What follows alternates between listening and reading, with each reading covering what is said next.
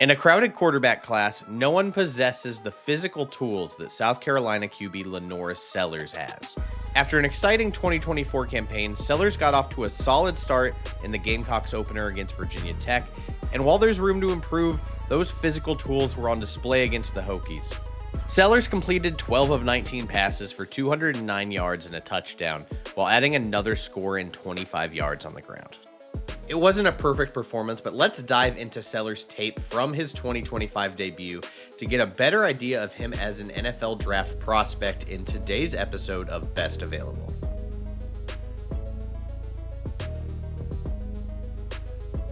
Thank you so much for watching today's episode. Make sure that you are subscribed to the channel. If you are a huge NFL draft fan and want some even more in-depth analysis throughout the season, consider becoming a Film Junkies member. I'll include a link in this description, but if you are looking for access to my full big board, that includes grades, rankings, just notes in general, that is a great way to see my big board being built over time throughout the season. Just total authenticity. I want you guys to see it as it's being built. So even if you're seeing a player, like what's Tyler think about this guy? I may not have grades, but I'll have some notes on him. You'll just see that board being built throughout the season. I think it's a great way to get another feel for the draft process. So consider becoming a member. Link in the bio or the description of this episode. Why don't we go ahead and dive into Sellers against Virginia Tech and watch the film? The physical tools are what immediately stands out with Sellers. It's no surprise. I know why I like him, and it's because I was bought in on Anthony Richardson and Jalen Milroe, and maybe that's subconsciously because I wasn't bought in on Josh Allen, and I'm trying to make up for it at this point. Just joking here, but the physical tools, he's going to draw comparisons to those guys. I personally think I see more Cam Newton in him, if that makes sense, and I'll show you a few examples of why, but this is like power runner, crazy arm, competitive as hell. And I think he's way more polished actually than I think Richardson, and I do think he's way more accurate than Milroe was. So we can take a look and start going, but let's just see the natural zip from Sellers and how effortless it is for him to get the ball out with velocity. You see that. Doesn't look like a lot, but that is still a very impressive play. What I appreciate here on a play action, sell the play flake, get your hips and shoulders turned. Like too many guys will try and like sidearm a throw like this or something, but we talked about this in the Arch Manning episode last week. Make sure that your feet and shoulders are pointed toward the guy you want to throw to. And I appreciate that he does that. And again, just the fact that he's not showing a whole lot here and he's just ripping the ball. I really appreciate, even on some of these deep shots, his throwing motion never looks labored. It never looks like he's like having to dig all out to throw with velocity. And something like this is an example. Like, yeah, it doesn't look like a lot, but you can just see that ball explode off his hands with ease. And it's one of the things scouts are going to fall in love with very quickly. We've got QB power here. I really like this concept. Again, with his skill set, you want to run Sellers on designed runs. He's absolutely built for it. He's a bit of a bigger quarterback. He's just so fast, and he is physical as a runner. So we're just going to have this guard pull and this tight end pull, try and create some seal. So I imagine we're trying to kick out here, and then we're climbing, finding a second level here, create the space. So we see Sellers, sell that you're throwing a now, start going, let the block set up, break a tackle, run through a guy. The ease in which he's able to make these kinds of plays is really impressive as a runner. Again, the contact balance especially, like not enough quarterbacks, even the scrambling guys can get tripped up pretty easily. He just, acts like there's nothing going on with that ankle tackle attempt. Again, like how he reads, he's got good vision, he's got legit burst, like he's flying through that hole. And then, breaking a tackle and then running through a guy. Like that opening drive, you really got the full Sellers experience as far as his arm talent and mobility. It's not always pretty, but I like there are good times where Sellers, when he's playing at his best, he feels that internal clock and feels when pressure is coming. I think there's a good example. He feels that inside rush and ducks out. And then what I'm impressed with right here, so many quarterbacks in this position are just, their momentum is taking them out of bounds. I don't know how he stays up and is able, I can show this again in full. The way he's able to escape and then stay in bounds for another 3 yards, like quarterbacks shouldn't have the mobility to change direction like that like full sprint. Just I know so many guys who go out of bounds. Like he's got some freaky balance for a quarterback, especially on the run. Like again, it may not look like much from this angle. You're watching on the broadcast too. Like you just assume he's going to fall out of bounds. I don't know how he stops his momentum like that to stay in bounds for another few yards. That combined with the pocket presence to feel the inside rush is good. But we will talk a bit more about that pocket presence coming up shortly. With Sellers' skill set, you absolutely need to have him on the move, and you can dial up all kinds of play concepts, including rollouts for him. And we do see this here, but it feels like there are times, especially on the move, when his first read isn't there, he can get a little hesitant of what he wants to do. And I don't love the hesitancy. So here, let me get a pause at the right angle. Here, this should be an easy dump off here, right? Like, we're not trying to go for a big chunk play. Just get it to your tight end. That's an easy pitch and catch. Yes, this corner is going to bail and bite on this, but like that can still be 2, 3, 4 yards.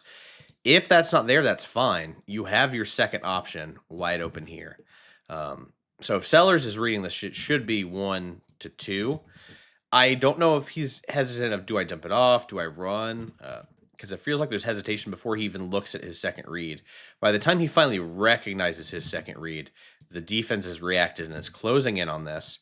And like, that's pretty good placement on the move. Like, I'm not going to question his ability to throw on the move. That's very evident. It's more of just the decision making and being late here. And we can show it again, like dump off or run, just make the decision. He's just so late on that second option if you're paying attention there. See here, just throw it. He's just, and you can be like, oh wow, he's not gonna have time for that. This is what playing quarterback at D1 and NFL level is like. It is these not even split second decisions, like millisecond decisions. You need that reaction time to thrive at the top tier of college football and in the NFL. I know a lot of people in the Arch video were very critical of like, oh, you're not being fair enough to him. I'm like, hey, this is the standard for a potential number one pick. This is the kind of post-snap processing we're talking about. It is lightning quick decisions. So being that quarter, half second late is too late on a read like that. And that's why that defense has enough time to react to the play. This was probably Sellers' ugliest play of the game. And this is more of just understanding the context and situation that you are in. It is second down. You don't need an explosive play. You are backed up near your own goal line. You cannot take a sack for a safety. So what I'm thinking here is I'm looking at my reads, and if nothing's there, I'm hitting the check down right away. Like, we don't have time to dance around or anything like that. We cannot be aggressive looking for a big play. We just need to get some yards and give ourselves some space. And I think Sellers here is trying to rush across the field with progressions, but then if these are both checkdowns right here, you've got to be ready to hit these. These are your answers under duress. Like if you don't have time because you're in the end zone, hit one of these guys. These are your outlets. Instead, which is also wild because these linebackers have dropped to the 10. Like they're giving plenty of depth here. Instead of trying to go for the checkdowns, Sellers just trusts his legs so much he thinks he's going to make a play. But instead, we've got a two-man corral in the end zone for a safety. And that's just an ugly play for a guy trying to compete for number one quarterback, number one pick. It sounds a little harsh, but like this is stuff you can't have at the NFL level. Shane Steichen, for as much as I disagree with his decision to bench Anthony Richardson, I appreciate the reasoning. And it's because you need consistency on every play to make the right decision as the quarterback, because you need to keep the chains moving and keep the offense going. Home runs are nice. Explosive plays are great, but we need to keep the chains moving and keep ourselves alive in a winning position. And this is just not the kind of decision-making you want, especially backed up in your goal line on second down. This is not a third down trying to get to the sticks or anything. Give yourself some room to make the third down easier. Instead, Sellers is going for a home run, and it leads to a safety.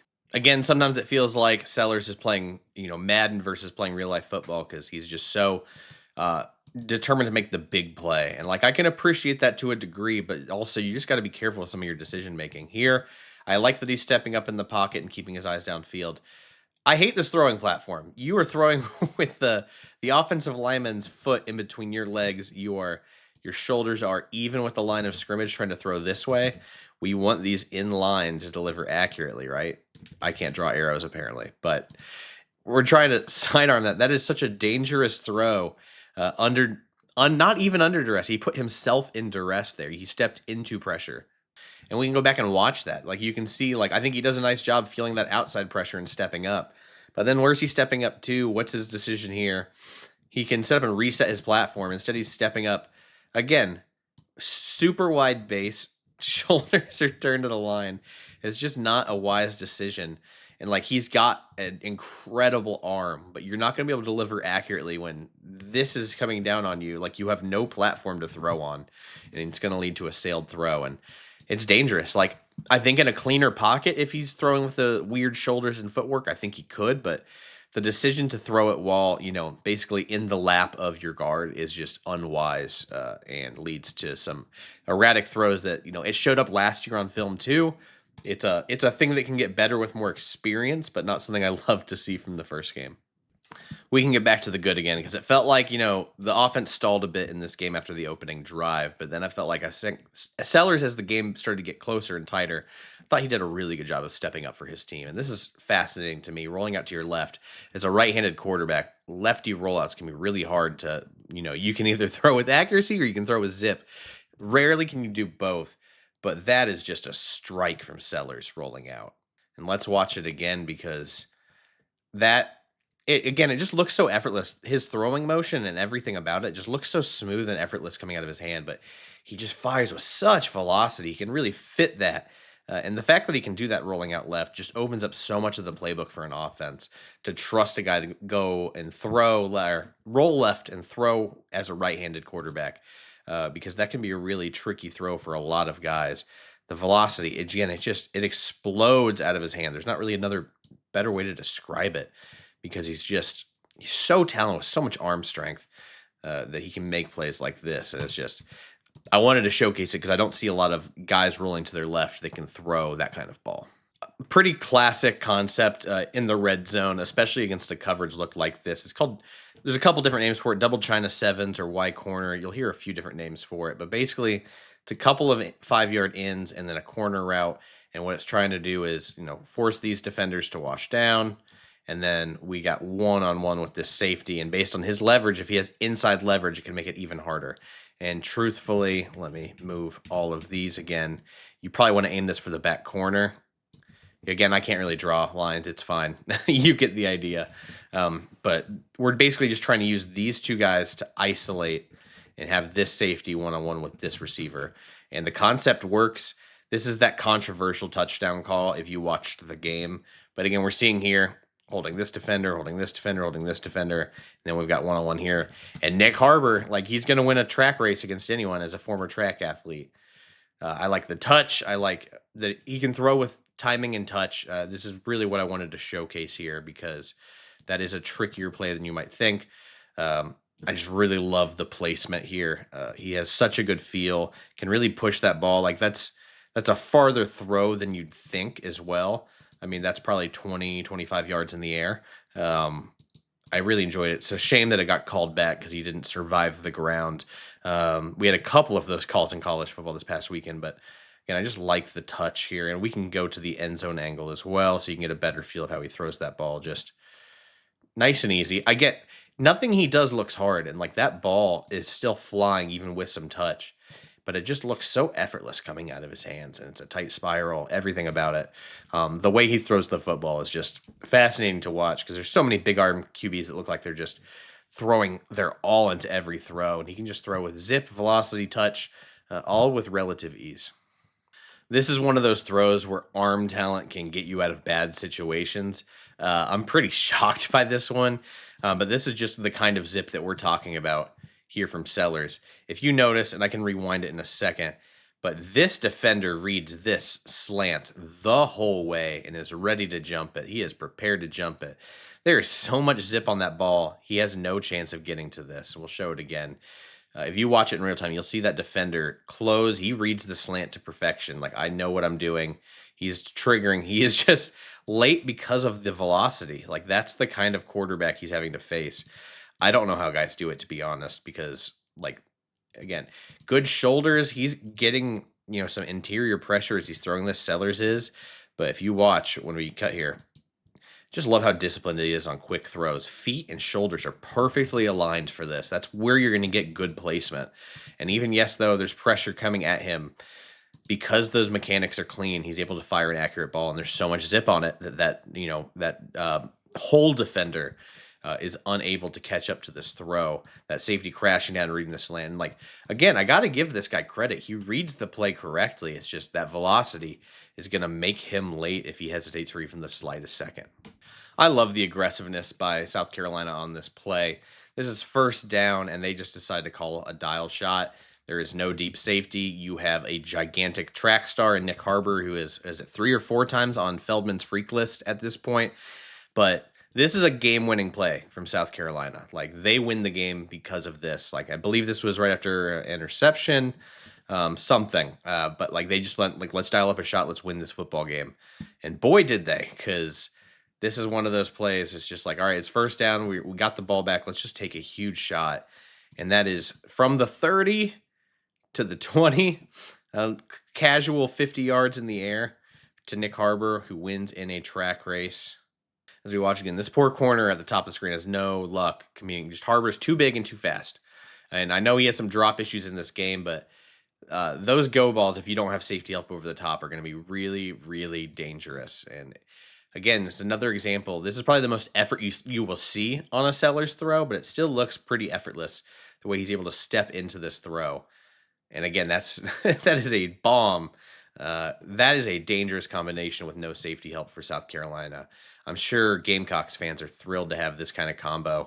But again, just mechanically, when he's not panicking under duress, the mechanics for Sellers are quite clean. With that velocity, has some really good placement at all 3 levels. And that's what I want to see from a big-armed quarterback. I know you can throw the football. Can you throw it with placement from short, intermediate, and deep throws? And I really think he showed that in this game. You know, for a guy that has this reputation as a big-armed, dual-threat quarterback, I really like, you know, how mechanically sound he can be at times. We'll wrap it up with one final play, again, just to help seal this game. Because this is another thing you just straight up can't coach with Sellers, and that is elite play strength for a quarterback. I don't know any quarterback that's surviving this right here. You should die here. Like, not literally, but like most quarterbacks that are getting hit like this are just done.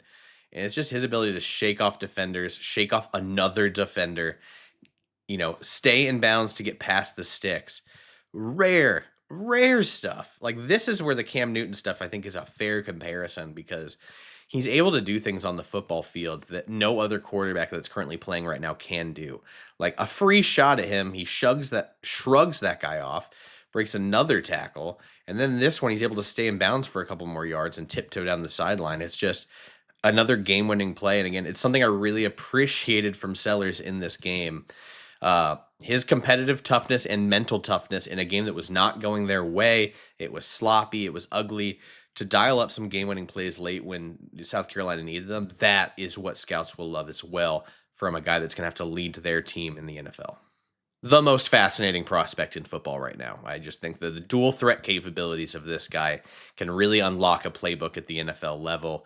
But a lot of his issues are just going to come with playing time. I think it's why Richardson has struggled so much in the NFL, is he did not start a lot in college. Sellers is one of these guys that already has some experience under his belt coming into this season. He is way sharper than you'd think. I like his mechanics. His throwing is effortless. He's obviously very gifted as a runner. So much of his skill set means, to me, if he shows signs of improvement throughout the season, we are talking about the number 1 pick in the NFL draft. Even if you don't think he's the best player, it's that combination of physical tools, you know, competitive toughness, and the fact that he's still just getting better is why, you know, teams are going to fall in love with him very quickly. So what do you think about LaNorris Sellers? Let me know in the comments. We'll be back next week. If you want to join us for a live stream on Sunday at 11:30 a.m. Eastern, we'll be talking about the inactives for NFL Sunday, celebrate the start of the season, any fantasy questions, gambling questions, just questions about scheme, anything like that. We'll go over all of that in the live stream, and then we'll do some reaction videos throughout next week. So thank you so much. If you made it this far, subscribe to the channel, and we will see you on Sunday.